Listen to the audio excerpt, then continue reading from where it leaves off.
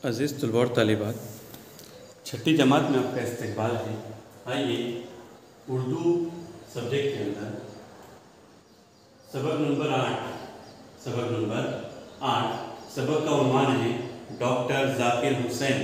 Doctor Zakir Hussain.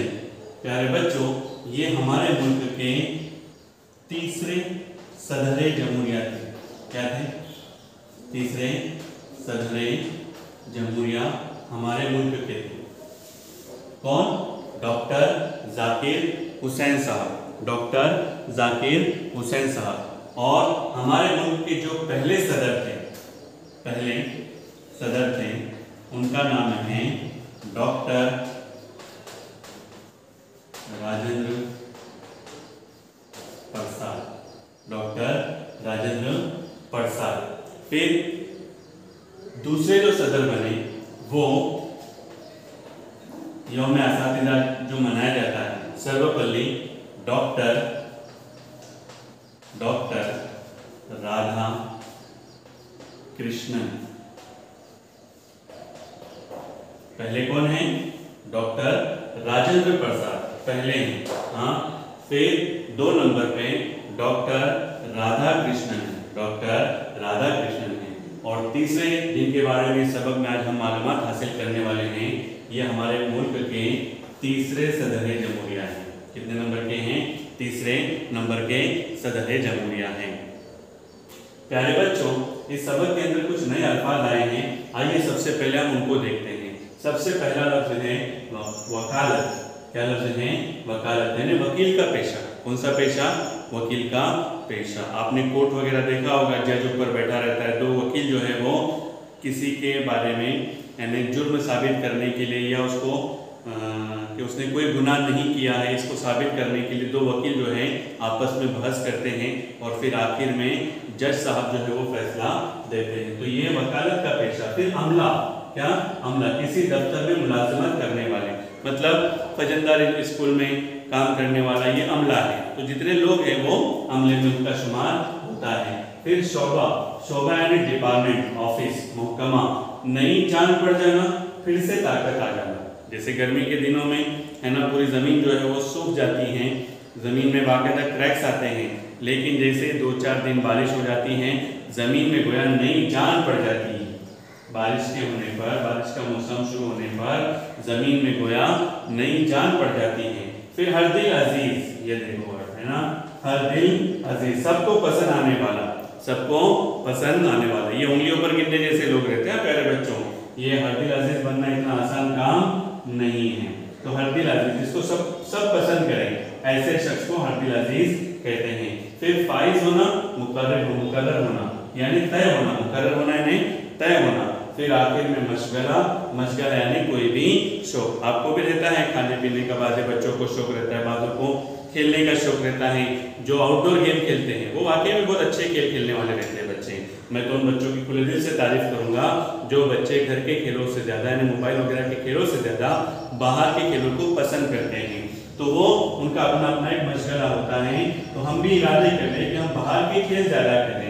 इससे क्या होता है? एक्टिवनेस भी ज़्यादा आता है और चौकन्नापन आता है और आदमी चुस्ती फुर्ती वाला बन जाता है, उसकी सेहत भी बहुत अच्छी रहती है। तो आइए प्यारे बच्चों, सबक को हम शुरू करते हैं। सबक को शुरू करते हैं। आपने तस्वीर में देखा होगा डॉक्टर ज़ाकिर हुसैन को, है ना। ये देखो तस्वीर है उनकी, ये काला चश्मा लगाए हुए, है ना। और अच्छा, ये जो सबक है वो इदारे की तरफ से है। महाराष्ट्र राज्य पाठ्य पुस्तक निर्मित अभ्यासक्रम संशोधन मंडल पूना, इनकी तरफ से ये किताब के अंदर आपके सिलेबस में एक कौमी शख्सियत की मालूमात दी गई है और उनकी ज़िंदगी पर बात लिखी गई है। पूरे जो सबक है आप पढ़ेंगे तो उनकी ज़िंदगी पर ऐसे ये सवालें हैं। क्या हैं? सवालें हैं, है ना। और ये कौमी शख्सियत है। कैसी शख्सियत है? कौमी शख्सियत है। कौन? डॉक्टर ज़ाकिर हुसैन। डॉक्टर ज़ाकिर हुसैन। आज़ादी के बाद हमारे मुल्क में अवामी हुकूमत कायम हुई 15 अगस्त 1947 को। कब? 15 अगस्त 1947 को हमारा मुल्क आज़ाद हुआ और हमारा जो मुल्क का जो कानून का निज़ाम जो चलने लगा वो जमहूरियत पर चलने लगा। किस पर चलने लगा? जमहूरियत पर। बादशाही निजाम नहीं कहते इसको, है ना। आवाम अपने लीडरों को चुनकर देती हैं और फिर वो लीडरान जो है वो इलाकों के और मुल्क के निजाम चलाते हैं। जमहूरियत में मुल्क के आवाम अपने इलाकों से अपने नुमाइंदे लीडरान मुंतखब करते हैं। जैसे अपने गांव में ग्राम पंचायत का इलेक्शन होता है ना, तो उसमें से नुमाइंदे चुनकर जाते हैं और ग्राम पंचायत का कारोबार संभालते हैं। ऐसे ही मुल्क के एतबार से, है ना, मुल्क के एतबार से भी नुमाइंदे चुनकर जाते हैं। ये नुमाइंदे मुल्क की पार्लियामेंट में आकर हुकूमत का कारोबार संभालते हैं और इंतखाबे राय से किसी अहम शख्सियत को मुल्क का सदर मुकर्रर करते हैं। पार्लियामेंट के जरिए बनाए गए जितने भी मामलात रहते हैं उस पर सदर की दस्तखत होती, क्या होती है, दस्तखत होती। जब तक उनकी दस्तखत न हो वो कोई भी, है ना, उसको फॉलो नहीं किया जा सकता, है ना, उसको अमल में नहीं लाया जा सकता और उनके साइन के बगैर कोई काम होता नहीं है और फिर उन पर अमल करना यह अवाम का फर्ज बताया जाता है जमहूरियत के निज़ाम में। भारत के पहले सदर, देखिए बात आ गई यहाँ पर, डॉक्टर राजेंद्र प्रसाद, डॉक्टर राजेंद्र प्रसाद। और फिर उसके बाद डॉक्टर राधाकृष्णन ने उस ओहदे को संभाला। आपने 5वीं जमात में उनके बारे में मालूमात हासिल कर ली है। 5वीं जमात में देखो उनको रथ पर बिठाकर लेकर जाते हैं कॉलेज के बच्चे जो हैं। आप जानते हैं कि सदर बनने से पहले डॉक्टर राधाकृष्णन एक टीचर थे। क्या थे? टीचर थे। इसलिए तो मनाया जाता है क्या, यौमे असातिज़ा। क्या मनाया जाता है? यौमे असातिज़ा मनाया जाता है। कब मनाया जाता है? 5 सितंबर को। कब? 5 सितंबर को क्या मनाया जाता है?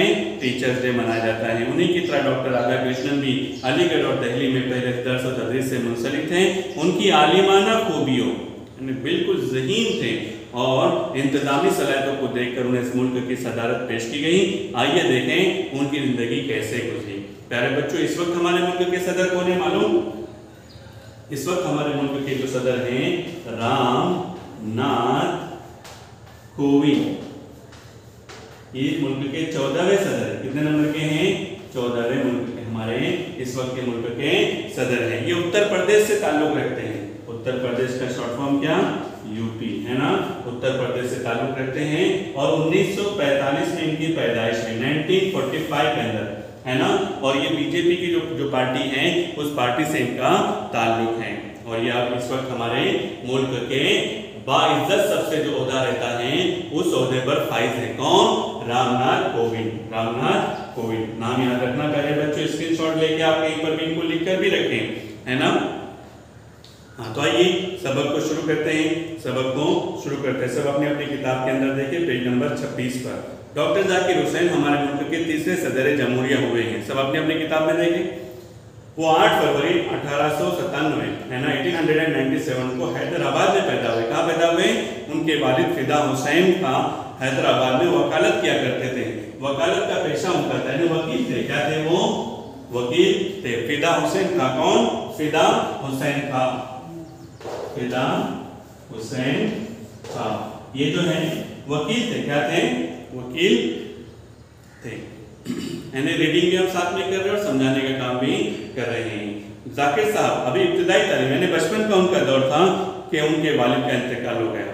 जो वकालत का पेशा करते थे उनके वालिद, और डॉक्टर जाकिर हुसैन अभी छोटी उम्र के थे। बचपन की उनकी उम्र थी कि उनके वालिद का इंतकाल हो गया। चुनांचे वो हैदराबाद से उत्तर प्रदेश आ गए। कहाँ आ गए?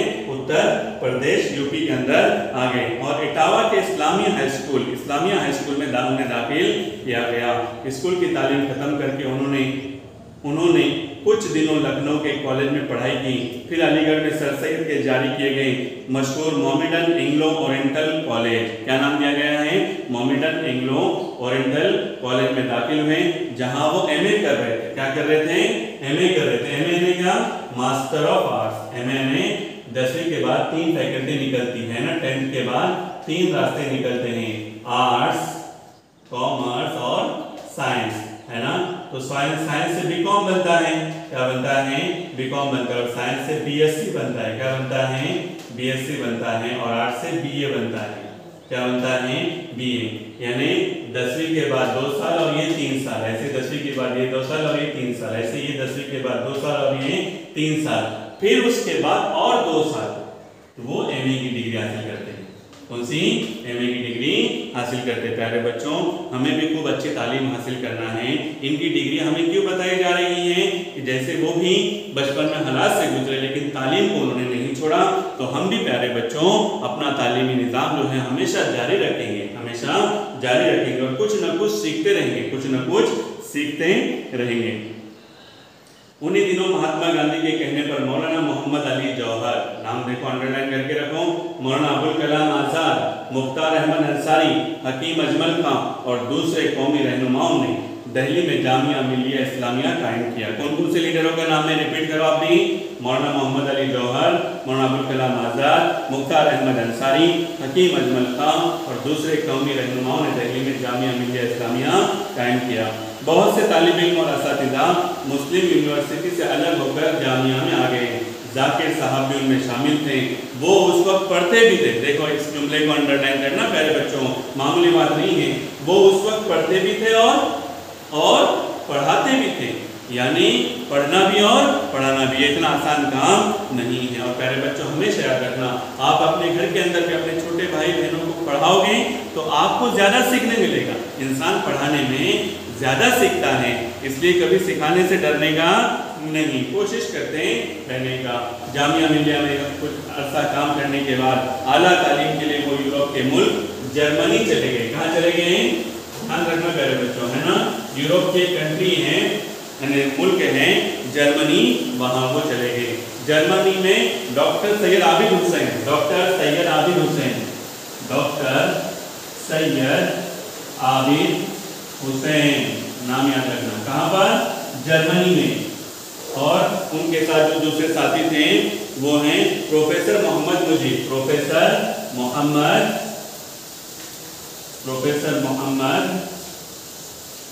मुजीब, है ना। इनके साथ इनकी दोस्ती हो गई। क्या हो गई? और मिजाज में चूंकि बड़ी अक्सानियत थी, आदमी दोस्त किसको बनाता है? जिसकी बात से अपनी बात को इन्हें वजन हो और एक दूसरे को हम लोग समझने वाले हो, ऐसे लोगों से दोस्ती की जाए तो वो ज़्यादा दिनों तक रह जाती हैं और वो गहरे दोस्त भी बन गए। 1926 में ये तीनों आला तालीमी डिग्रियाँ लेकर हिंदुस्तान वापस आए। यहाँ आते ही उन्होंने जामिया मिलिया का काम संभाल लिया। देखो जहाँ एजुकेशन पूरा हो गया, अब एजुकेशन पूरा हो गया इसका मतलब क्या? अब हमको अमली मैदान में कदम रखना है, कौम व मिल्लत की खिदमत करना है, कौम व मिल्लत की खिदमत करना है। तो उसी को मद्देनजर रखते हुए उन्होंने जामिया मिलिया को संभाल लिया। किसको संभाल लिया? जामिया मिलिया, है ना, ये तालीमी इदारे को उन्होंने संभाल लिया। जाकिर साहब 1948 तक जामिया में खिदमत करते रहे। कब तक? 1948 तक, 1948 तक वो जामिया मिलिया से जुड़े रहे। किससे जुड़े रहे? जामिया मिलिया से जुड़े रहे। फिर उस वक्त के वजीर तालीम मौलाना आजाद ने उनसे अलीगढ़ यूनिवर्सिटी की जिम्मेदारी कबूल करने के लिए कहा। अलीगढ़ यूनिवर्सिटी की जिम्मेदारी कबूल करने के लिए किसने कहा? मौलाना अबुल कलाम के बाप, है ना, अबुल कलाम, मौलाना अबुल कलाम आजाद। चुनांचे जाकिर साहब इस यूनिवर्सिटी के वाइस चांसलर मुकर्रर हुए। अपनी सलाहियतों को काम में लाकर जाकिर साहब ने मुसलमानों के इस तालीमी इदारे को खूब तरक्की दी। आदमी ने जब कोई ओहदा संभाला तो उसमें अपना तन मन धन लगा देना, तो उसमें चार चांद लगते हैं। खाली ओहदा लेना, चाहे गांव के एतबार से हो, मोहल्ले के एतबार से हो, घर के एतबार से हो, रियासत के एतबार से हो या मुल्क के एतबार से हो, उसमें हम नया क्या कर सकते हैं और ज़्यादा क्या कर सकते हैं, इस ओहदे से लोगों को क्या क्या फ़ायदे पहुंचा सकते हैं, इन चीज़ों को सामने रखते हुए उन कामों को बखूबी अंजाम देना, ये काम डॉक्टर जाकिर हुसैन ने बखूबी अदा किया। यहाँ के अमले में काम करने का हौसला और बलबला पैदा किया, नए नए शोबे जारी किए और कई इमारतें तामीर करवाई। जाकिर साहब की वजह से यूनिवर्सिटी में नई जान पड़ गई। क्या पड़ गई?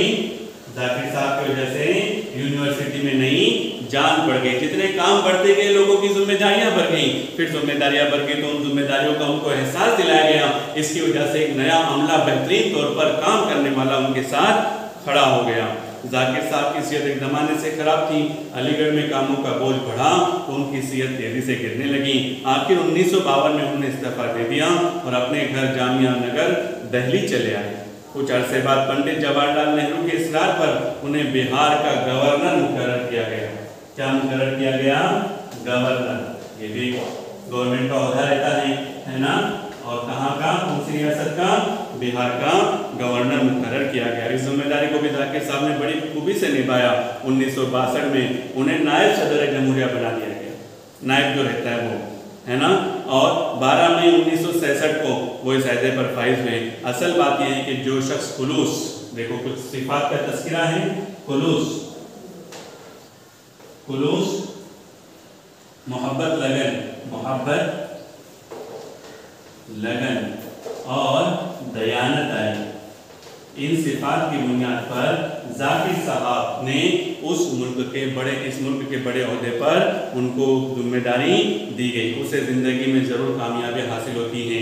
प्यारे बच्चों, आप अभी छठी में हैं, आप भी अपना काम जारी रखिए, अपने मिशन को, अपने मकसद को सोचे, गांव में देखें कि अपने गांव में कौन कौन से बच्चे हैं या कौन से बड़े तालीम याफ्ता हैं जो बड़े बड़े ओहदे पर चले गए हैं।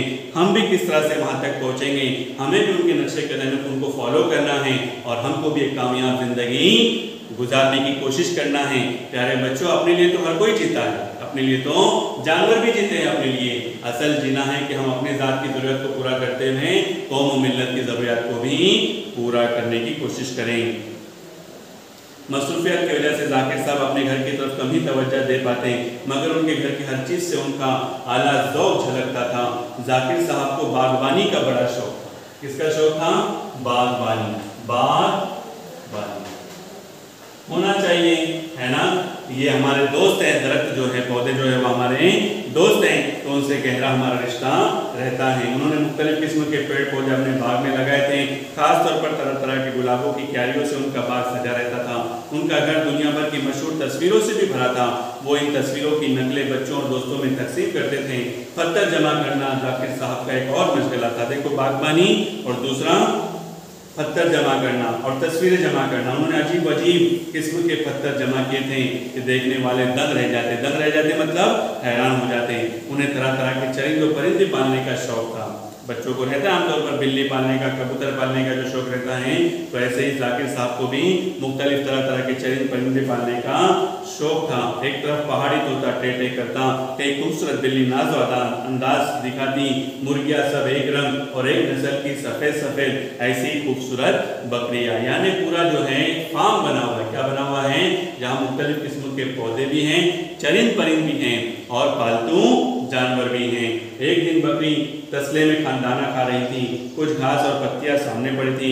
जाकिर साहब ने अपनी बेगम साहिबा से कहा, आप बकरी को किस तरह दाना देती हैं? घास तो जमीन पर पड़ी है, ये तरीका ठीक नहीं। एक अच्छी सी चटाई बिछाकर उसे बिठाइए, लोटे में पानी लाकर उसका मुंह धोइए, तौलिए से पोंछिए, फिर तसले में खाना सजाकर उसके सामने रखिए। जैसे हम और आप इंसान लोग खाना खाते हैं, जाकिर साहब के जहन में यही था कि उन बेजुबान जानदारों के साथ भी उनको भी खाने पीने का उतना ही एहतमाम किया जाए। ऐसा नहीं कि कहीं पर भी डाल दो। प्यारे बच्चों, आप भी इसकी आदत रखें, कम से कम चटाई वगैरह नहीं, लेकिन साफ सुथरी प्लेट के अंदर वो दाना डाले ताकि उनको भी खाने में साफ सुथरी ग़िज़ा हासिल हो जाए। ये परिंदों के साथ, जानवरों के साथ हमें हमदर्दी होना चाहिए। बेगम साहिबा और वहाँ मौजूद दूसरे घर वाले हंसने लगे, मगर आप इस बात पर गौर करें तो इसमें गहराई है।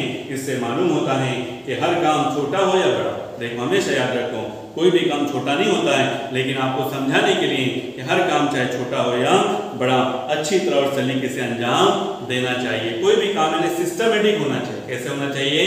उसको सलीकामंदी होना चाहिए। स्कूल से गए, बैग सलीके से एक जगह पे रखा, चप्पल एक जगह पे रखा, सलाम किया, हाथ पैर धोया, नमाज का वक्त है नमाज पढ़ लिए, थोड़ा फ्रेश हो गए, आराम कर लिए, खेलना है खेलने का वक्त है तो खेलने चले गए, या पढ़ाई का वक्त है लग रहा है तो थोड़ा कुछ पढ़कर चले जावे, होमवर्क क्या क्या मिला है उसको देखें, ताकि हम अगले दिन बिल्कुल सही ढंग के साथ स्कूल में बिल्कुल फ्रेश माइंड के साथ स्कूल के अंदर जाने वाले बन जावे। अक्सर बड़े आदमी समझते हैं कि अपने से नीचे दर्जे के लोगों और गरीबों से मिलने और बात करने में हमारी शान घट जाएगी। यहाँ पर थोड़ा तनकीदी बात यहाँ पर है, तंज किया हुआ है। क्या किया हुआ है? तंज किया हुआ है। जो बड़ा आदमी रहता है वो अपने से नीचे दर्जे वाले के लोगों के साथ बात करना पसंद नहीं करता। मगर जाकिर साहब का अंदाज और ही था। जब वो अलीगढ़ से दिल्ली आते तो उनके यहाँ की एक गरीब बुढ़िया उनके आने की खबर सुनकर तड़प जाती। जाकिर भैया आए हैं, जाकिर भैया आए हैं कहकर उठती और लाठी टेकती उनसे मिलने पहुंच जाती। जाकिर साहब भी उनसे उससे बड़ी अपनाइयत से मिलते। एक दफ़ा वो बीमार पड़ गई और जाकिर साहब से मिलने न आई तो खुद जाकिर साहब उनकी मिजाज कुर्सी को उनकी कोठरी में आए, उनसे खूब बातें की। प्यारे बच्चों, ये भी इंसानियत के घर से हैं। आप चाहे कितने भी ऊंचे ओहदे पर पहुंच जाओ, आपका जो निचले दर्जे के लोग हैं या नीचे दर्जे के लोग हैं उनके साथ हमारा सलूक अच्छा होना चाहिए। घर वाले और उनके दूसरे रिश्तेदार जाकिर साहब को मियाँ कहा करते थे। क्या कहा करते थे? जाकिर साहब को मियाँ कहते थे। हर जगह वगैरह में पूछा जा सकता है क्या कहा जाता था उनको? मियाँ कहते थे, है ना। जाकिर साहब को बच्चों से बड़ी मोहब्बत थी।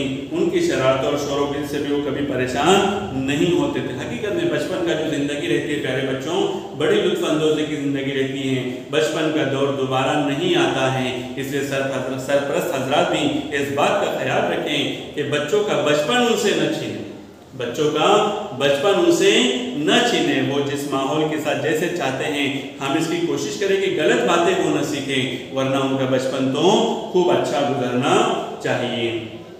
वो अपनी इंतहाई बिजी जिंदगी में भी, मसरूफ जिंदगी में भी बच्चों के साथ रहने का वक्त निकाल लेते हैं। उनके नज़दीक मुल्क और कौम की सबसे बड़ी और कद्र के काबिल दौलत जो है वो बच्चे हैं। एक बच्चा भी दोस्तों मुल्क और कौम की तकदीर को बदल सकता है, मुल्क और कौम की तकदीर को बदल सकता है। आप तारीख उठाकर देखिए, दुनिया में जो बड़े बड़े इनकलाब आए हैं उनको मोटिवेट करने वाला कोई एक बच्चा होता है जो बाद में बड़ा चलकर एक बड़ा लीडर बन जाता है। तो ऐसे ही प्यारे बच्चों, हर बच्चे से उम्मीद होना चाहिए, उनका ख्याल रखें बच्चों को अच्छी तालीम दी जाए, अच्छा एजुकेशन और मुनासिब तौर पर उनकी परवरिश की जाए। बच्चे ही वो बुनियाद हैं जिस पर कौमी तालीम की नई इमारत खड़ी की जा सकती है। गांव को तरक्की कराना है, उनको तालीम के रास्ते से गुजारो, आला से आला तालीम के जराए उनके सामने वसाइल की सहूलतें उनको पैदा कराओ ताकि वो बच्चे अच्छे से अच्छी तालीम हासिल करें, कोई हुनर लेने वाले बने और समाज में बाइज्जत जिंदगी बसर करने वाले बने। उन्होंने बच्चों की तालीम और उनकी ज़रूरतों को समझा और उनको पूरा करने की हर मुमकिन कोशिश की। जब मकतबा जामिया कायम हुआ तो यहाँ सबसे ज़्यादा बच्चों के लिए किताबें तैयार का काम करने का काम किया गया। जाकिर साहब ने अपनी उम्र का बड़ा हिस्सा बच्चों को पढ़ाने में गुजार दिया। उन्होंने तदरीस के पेशे को इसलिए चुना था कि उन्हें इस काम का शौक था। वाकई में एक टीचर की ज़िंदगी से 25, 30, 35, 40 नस्लें जो हैं वो उसके सामने 35-40 नस्लें जो हैं उसके सामने से गुजरती हैं। अगर वो टीचर सही रहा तो वो जाने वाली नस्लों में पता नहीं कितने लोग उनसे यानी मुअस्सर होकर उनकी लाइफ से जो है मुतासिर होकर अपनी ज़िंदगी को कामयाब बना सकते हैं। जाकिर साहब ने जामिया के हर काम में बच्चों को आगे रखा और उनसे बड़े बड़े काम करवाए। हमारा एक मिजाज है ना कि हम छोटे बच्चों को जो कोई बड़ा काम देते हैं, नहीं हाँ कीमती कोई चीज़ें तो एक अलग बात है, वरना छोटे बच्चों से थोड़े बड़े काम कराए जाएं तो उनके अंदर भी जिम्मेदारी का एहसास पैदा होता है। 1935 में जब दिल्ली में जामिया नगर की इमारतें बनना शुरू हुई तो उनका संगे बुनियाद, जो पहला पत्थर लगाया जाता है संगे बुनियाद रखने के लिए उस बच्चे को इज्जत दी जो उम्र में सबसे छोटा था। हम भी देखो घर वगैरह बनाते हैं तो किसी बड़े आदमी को, नेक इंसान को बुलाते हैं। जाकिर साहब की सोच अलग थी। जाकिर साहब जो डॉक्टर जाकिर हुसैन जो हैं वो अपने स्कूल के सबसे कम उम्र बच्चे को बुलाते थे क्योंकि वो बिल्कुल मासूम रहता था और उसको एक नया जिम्मेदारी दी जाती थी और उसके दिल में भी ये बात बैठ जाती थी कि मेरे से इतना बड़ा काम लिया गया। तो प्यारे बच्चों, ऐसे ही हालात के जरिए से और ऐसे मामलात के जरिए से वही बच्चे जो हैं आगे चलकर बहुत बड़े बड़े काम करने वाले बन जाते थे।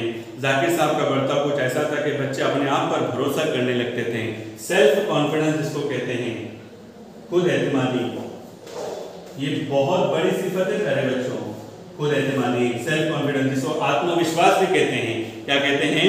आत्मविश्वास भी कहते हैं। बच्चे के अंदर एक जिस दिन पैदा हो गया, बच्चा फिर कोई भी काम को नामुमकिन नहीं समझेगा, कोई भी काम को नामुमकिन नहीं समझेगा और फिर वो बड़े बड़े काम करने वाला बन जाएगा। उनका ख्याल था कि बच्चे की शख्सियत उभर कर सामने आनी चाहिए।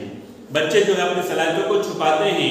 बच्चे अपनी सलाहियतों को, एक टीचर का काम होता है, अपने सरपरस्तों का, वालिदैन का काम होता है कि मेरे बच्चे के अंदर कौन सी खूबी है, कौन सी सलाहियत है, उसको मैं सामने हाईलाइट करूँ, उसको प्रेजेंट करूँ, उसको दिलासा दूँ, उसको हिम्मत दूँ और उसको उस काम में उसकी मदद करूँ। आज थोड़ा सा हमको उसकी मदद करना पड़ेगा, कल वो खुद चलेगा और हजारों को लेकर चलेगा, हजारों को लेकर चलेगा। उसके जौहर खुलने चाहिए, उसे अपने काम में मजा आना चाहिए। बच्चों के लिए उन्होंने बहुत सी मजेदार कहानियां भी लिखी हैं। प्यारे बच्चों, कहानियों के जरिए से मैसेज लेना है, खाली कहानी नहीं पढ़ना कि इस नज़म से, इस सबक से, इस कहानी से हमें क्या सबक मिलता है और उस सबक को हम अपनी जिंदगी में कितना अमली जामा उसको पहनाते हैं। बच्चों से प्यार करने वाले, बच्चों की तालीम और तरबियत के लिए मुसलसल कोशिश करने वाले और मुल्क के अवाम को तालीम की अहमियत से आगाह करने वाले इस मुखलिस रहनुमा ने 3 मई 1969 है ना, 69 को है ना ये वफात पाई। जामिया मिलिया के अहाते में ही उनका मकबरा मौजूद है, यानी उनको वहीं पर जामिया मिलिया में दफन किया गया। कहाँ दफन किया गया? जामिया मिलिया के अंदर। तो प्यारे बच्चों, ये था सबक, है ना। इसके सवाल जवाब इंशाल्लाह आपको दिए जाएंगे, ग्रामर का हिस्सा भी इंशाल्लाह बाद में समझाया जाएगा। हम उम्मीद करते हैं कि आपको ये पूरा सबक समझ में आ गया होगा। अगले पीरियड में दोबारा मुलाकात होगी। अस्सलामु अलैकुम व रहमतुल्लाह।